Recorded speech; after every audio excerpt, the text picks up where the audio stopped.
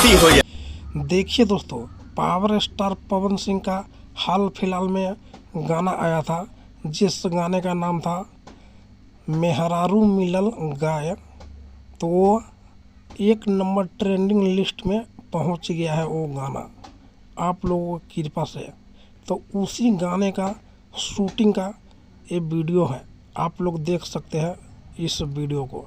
तो मैं आपको बता दूं, पावर स्टार पवन सिंह के साथ में इस बार प्रियांशु सिंह भी काम किया है उस गाने में, और साथ ही साथ उस गाने को बहुत बड़ा लेवल से उसको शूट किया गया है, और